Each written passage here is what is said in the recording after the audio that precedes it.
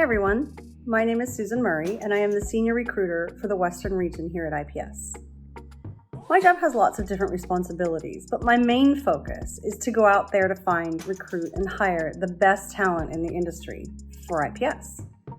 A few of the things that I love about my job, one is that I get to talk to lots of different people every day, lots of different kinds of people doing different jobs, and I get to connect people with their dream jobs, which is really exciting.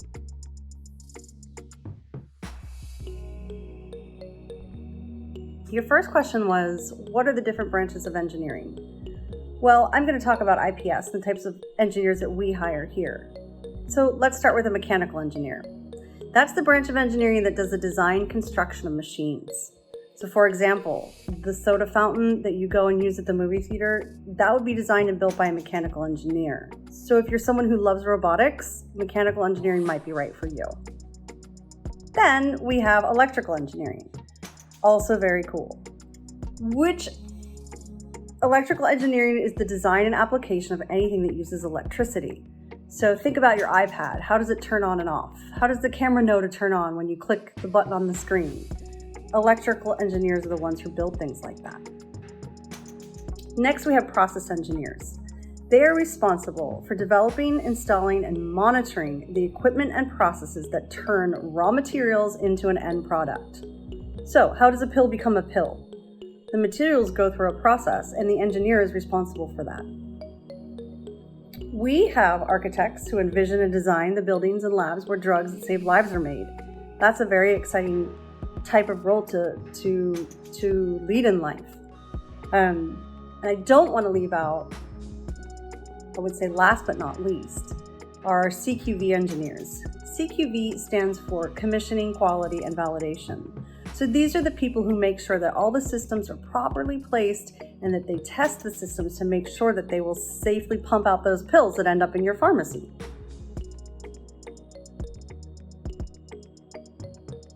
Your second question was, what engineering jobs are in demand? My answer would be every type of engineering jobs are in demand. As long as we need things designed, built, and tested, we're going to need engineers. Every time you turn on a light, run your tap water, walk over a bridge, drive a car, take an airplane, there was a team of engineers who made that happen. At IPS, our clients are pharmaceutical companies. So your asthma inhaler or your Advil when you get a headache, they have to get made somewhere, right? Right. So the pharmaceutical companies hire us to design and build them, the places where they make all of these things.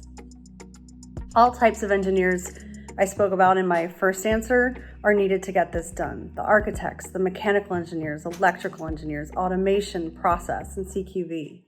These are all equally important and very much in high demand. Ask me, I know I'm looking for them every day. Hi, my name is Michelle Shade. I am an electrical engineer too at IPS. My job entails designing electrical systems like the wiring that goes behind the walls for outlets, the lighting and fire alarm systems for large-scale, complex facilities that house pharmaceutical companies doing manufacturing or research and development.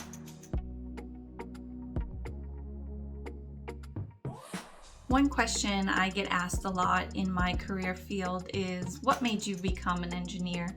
And for me, it was my dad. My dad is also an electrical engineer, and he really inspired me. I got to go to a few Bring Your Daughter to Work days and see his work environment and see how happy he was, and that was something that I could see myself doing. I also had really liked math, and I was very good at it naturally, so that helps. And also I found out later that when you go to college, you don't have to take a foreign language if you go into engineering, and that really appealed to me because I was not good at learning a foreign language. Another question that I get asked a lot is, what does an electrical engineer do exactly? Or what do you create as an electrical engineer? And I like to tell people that this career is very broad. If you think about any anything that has an electrical component to it. Chances are pretty good that an electrical engineer helped to design that thing. I started my career off working at Hasbro Toy Company, helping to design electrical components that went into toys. So anything that walks or talks or has batteries, even in the toy industry, an engineer helped design that. And then I have friends that I graduated with that work for car companies like Tesla, and or even sound and audio people that work at Bose. And now I'm working for IPS, and like I said, I'm designing lighting and fire alarm systems for really large scale facilities that are thousands and thousands of square feet. They're huge.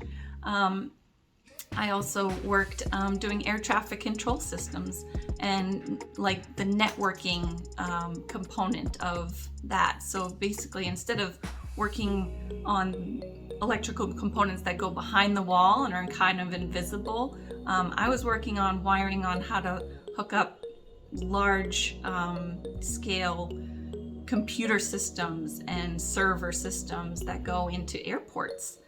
So really the options are endless for electrical engineering, which was something that really appealed to me as well. And just having depending on what your interests are, you can find an electrical engineering job that would meet those. One of the things, when I was your age, I never liked seeing people waste their time doing things. I always tried to find the quickest, easiest, most efficient way to get something done. I also really liked tinkering with things and figuring out how things worked. I was very curious, and like I said, also good at math, so that helps. But now that I'm older, I really just enjoy helping people, which brought me to IPS because I feel like I'm really helping to make a difference. Pharmaceutical companies are doing great things, especially now, getting vaccines out to people and doing research and development to help cure diseases and things like that. And for me, that's a huge motivation, is knowing that I'm a part of something that's helping people and working towards making things quicker, more efficient, easier. And that's a lot of what goes into my motivation for my day-to-day job. The last little piece of advice I wanted to leave you guys with was, if you are considering a career in electrical engineering or maybe another engineering like mechanical or computer, you do not need to go to a very expensive private college to get into this career field. I went to a state college. I went to the University of Massachusetts. And when I graduated, I was working alongside people that went to some of those bigger private colleges like MIT or Cornell or Ivy League schools like that, where, at the end of the day, we were doing the same thing when we all graduated. So don't let anything get in your way of entering into this career field. You do not need to graduate with hundreds of thousands of dollars in debt to get into this field, which I think is a really big benefit, because you can make a good living and not be in a lot of debt if you do things right. So good luck to you all, and I wish you well. Thank you. My name is Megan Ryan, and I'm a process automation engineer at IPS. My job is to help design automation control systems for pharmaceutical facilities. Automation basically allows the operator to control entire processes through a computer program, rather than running around and making a process happen by turning on this valve, turning off that valve, making sure that temperature is correct. Automation is basically a computer program running through all those checkpoints and doing all those actions, so that an operator just has to push a button in order to control a process. So I mainly work with process engineers and other engineers in the design department to make sure that the facility is designed so the process can be automated, and then to develop documents for the control system in order for the programmer to actually write the program to automate the system.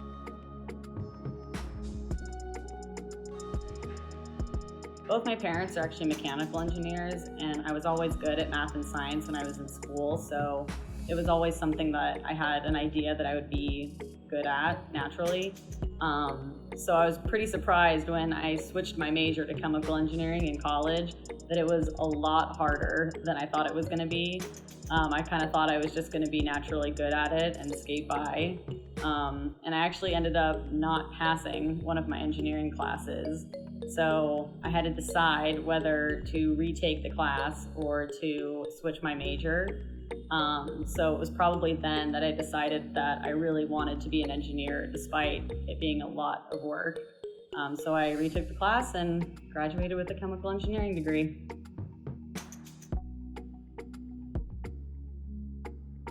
I've had a previous job where I actually was writing the code for automation programs, and that was a lot of fun. I traveled all across the country to different manufacturing plants and got to actually download my program to the plant's network and see it run on the actual equipment it was going to be controlling, and that was a lot of fun.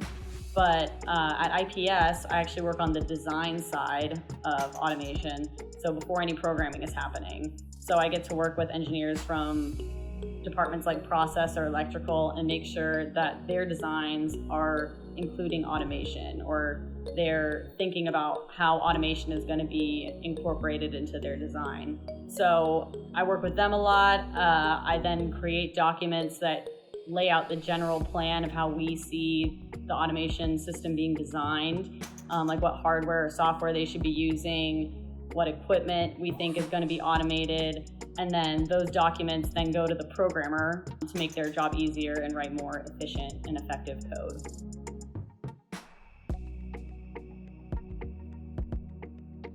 This past year, I actually got to help out on the Pfizer COVID vaccine project, which was very exciting. It was a lot of work, and it was really hard sometimes because we had a lot of work to do in a very short amount of time.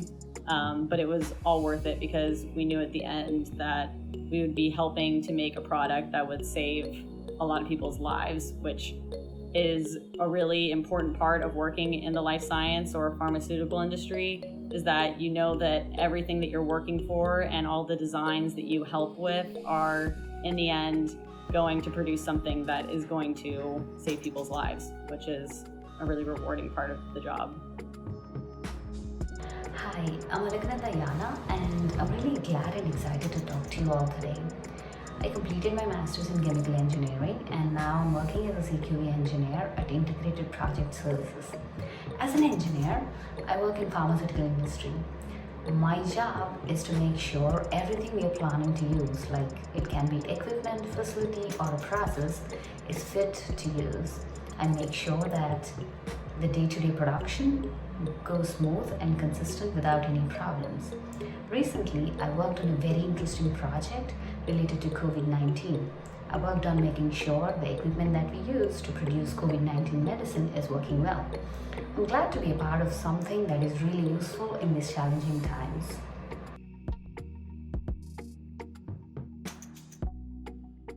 This is a really good question. I love being an engineer and I can't think of anything else, but I think my favorite part is having my brain challenged every day.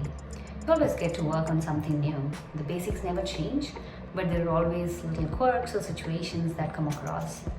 It is always nice to challenge myself and try to come up with solutions to the problems. As an engineer, you also get to work on really cool and interesting things. When I was studying my master's, I get to work with SpaceX, and I worked at Kennedy Space Station. My research samples were launched into the International Space Station and were in the outer space for about a year. It is the best feeling in this world to hold onto something that went beyond the Earth. I wouldn't have gotten that opportunity had I not been an engineer or into science. So yeah, my favorite part of being an engineer is learning new things and challenging myself.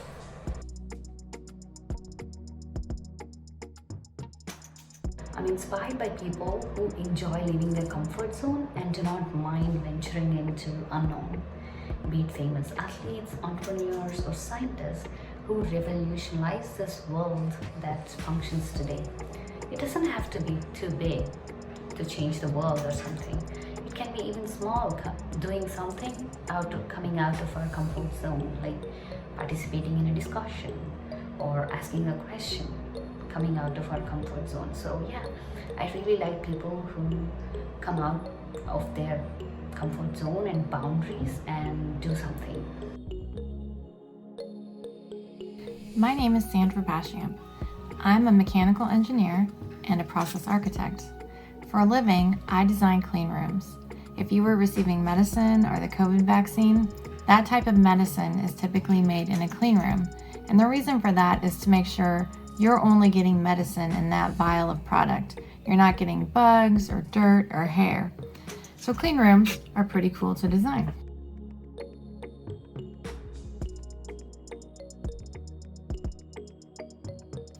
First, I went to a 4-year college at an ABET accredited program for engineering.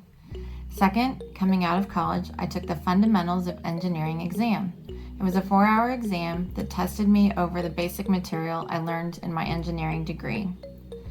After that, I worked for 4 years under a licensed engineer and then took the Professional Engineers exam. The Professional Engineers exam is an all-day, fairly intense exam that you pick based on your specific discipline. In my case, I'm a licensed mechanical engineer, so the questions on the exam were about designing air handling units, heating and cooling systems for buildings, and things related to mechanical engineering design. There are multiple types of engineers out there, and I would recommend if you're interested in taking an engineering type class or earning an engineering degree, you visit abet.org. That's abet.org. That website lists all of the accredited engineering programs throughout the United States. You can search by university or you can search by type of engineering. There are also online programs now that weren't there when I was going through engineering school 20 years ago, but it's very important that you pick an accredited program in order to get your license. There are multiple paths to becoming an engineer. Specific to building engineers, I took a 4-year degree at Kansas State University. I actually stayed for a 5th year and got my Master's of Science. You can also do an engineering technology degree, which is a 2-year degree. The difference is a 4-year degree is based more on fundamentals and learning and design philosophies, whereas the 2-year degree is based more on hands-on experience.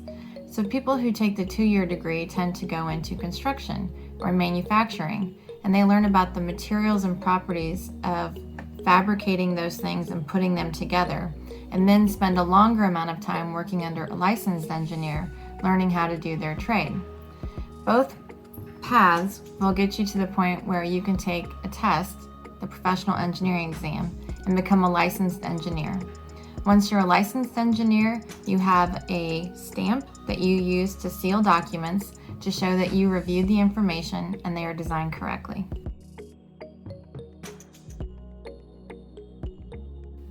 Well, when I was in high school, I liked math, I liked science, but what I really liked was art. And at the time, I thought being an architect would be really cool. My uncle is an architect, and he strongly recommended I look at engineering. And that was because at the time, there were a lot more architects in the industry, so it was a lot harder to get a job. When you go to engineering school and you look at the different programs, ask and see what their placement rate is. Most of the times, engineers do not have any trouble getting a job out of college because engineers are always needed in our industry. The other thing that made me want to become an engineer was shadowing under an engineer when I was in high school. So we had a mentor day, and my mentor was an engineer. He took me to his area of work, showed me what he did on a day-to-day basis, and then I was able to get an internship with him. And just seeing how the engineers work together, the teamwork, the creativity, the technology, and learning how to use the drafting software, that was all really interesting. Then when you go to school and you learn about the disciplines, you might change your mind. You might switch from being a building engineer to a robotics engineer.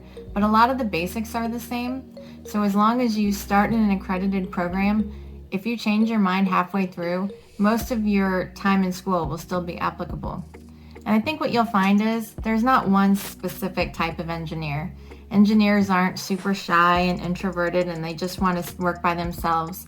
They're also not really gregarious and like to talk and get out there and socialize. They're all of those things. Everybody could be an engineer. It's truly just about finding what you're interested in, dedicating yourself to your career, and doing something that makes you happy. Hi, my name's Joanne Miloro. I'm the Director of Strategic Initiatives for IPS-Integrated Project Services, and I work in Bluebell, Pennsylvania, which is pretty far from where you are in California. So excited to be able to chat with you today and answer two of your really amazing questions.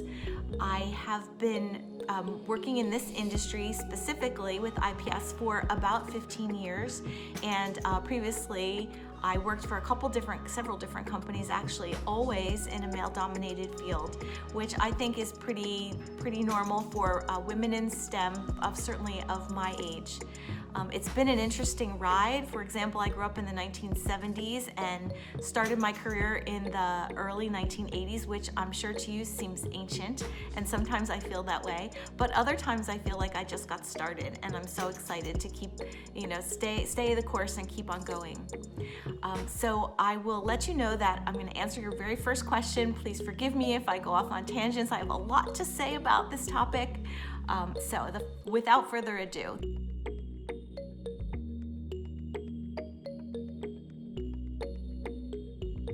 So when I think about that question, the first thing that comes to my mind is I feel strong. I know that I have had to face challenges that perhaps other people in my industry have not. Specifically, I'll use your phrase, the non-men. I know that sometimes I have felt invisible. I have felt underappreciated, I guess, and not seen for what I can bring. However, I think that as the years have gone on, that has really changed as our society has changed, and that gives me great hope. For example, for when you will begin to start your careers, and whether you're a female or a non-female, I think that we all have a part to play in bringing that diversity and equality to the workplace and in our lives in general. So I look forward to seeing what the future generation will do. I feel super strong about my specific experience because I know I've had to overcome some of those challenges that I mentioned. I've had to be very good at what I do in order to be seen, and many times I've had to advocate for myself, which I don't mind. I know that it takes a strong person to really have that self-awareness and to be able to be strong in the face of others who aren't necessarily seeing. So it's been an interesting ride for sure.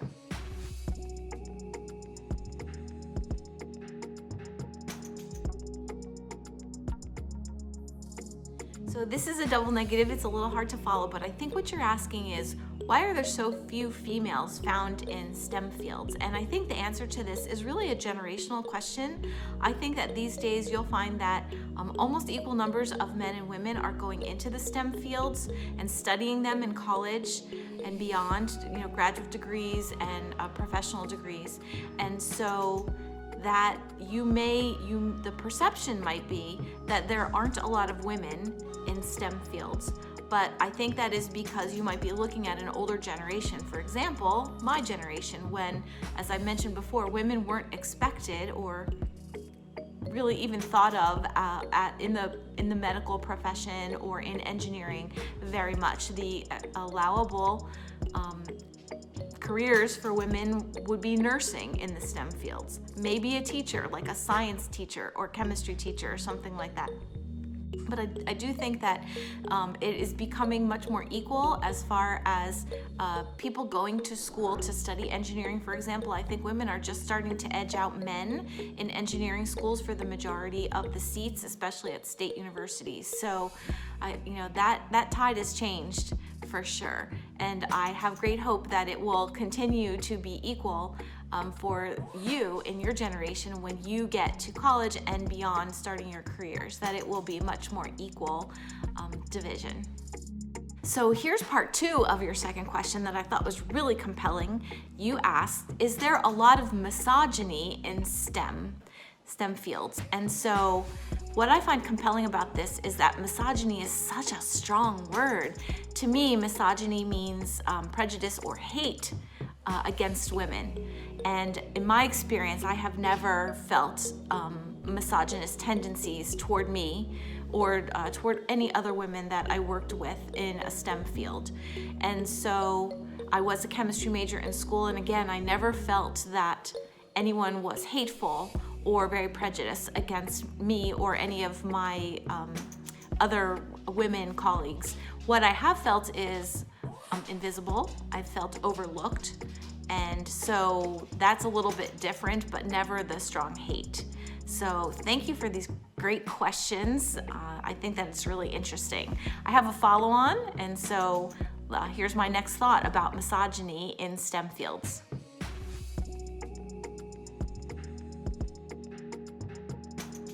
I just finished reading a really great book called The Engineer's Wife, and it's a true story of a woman named Emily Warren Roebling. And this she was born in the mid 1800s, and she lived until just the turn of the century, between the 19th and 20th century. But her husband, Washington Roebling, was the chief engineer for the Brooklyn Bridge. And while they were in the midst of building the bridge, Washington got really sick and paralyzed, in fact, and so he couldn't go to work anymore.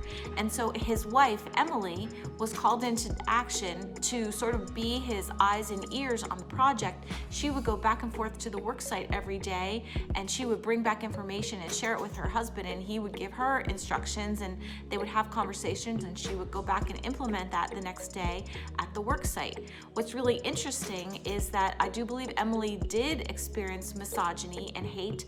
She talks about in some of her memoirs about how she was actually almost arrested for impersonating a man, if you can believe it, because instead of going down to the mucky waterfront site wearing the big, long, heavy skirts that were in fashion at the time, she crafted some sort of like bloomer concoction, sort of like a female version of pants, trousers with a shorter skirt over the top. And people made fun of her, and they threw potatoes and tomatoes at her when she was walking in the street. And she really had to worry about her credentials. She wasn't an engineer. She wasn't even allowed to go to college, but she always had a very inquisitive mind and did a lot of reading and was very eager to help her husband. So she was a self-taught engineer. Later in life, she did go on to engineering school and received an engineering degree, and she also went on to law school. So she was for sure a lifelong learner, but a very interesting woman who kept on despite people throwing potatoes and tomatoes at her because she was wearing pants, and that was not the thing, and they thought that she was impersonating a man, which was at that time illegal. So we've come a long way. I have a lot of hope for future generations as well, that things will continue to be evened out, and we will not see disparity among genders in any field. And so I want you all to for sure know that you can do anything that you want to do. You just have to really work hard and make it happen for yourself. So thanks for asking us to chat with you. This was great.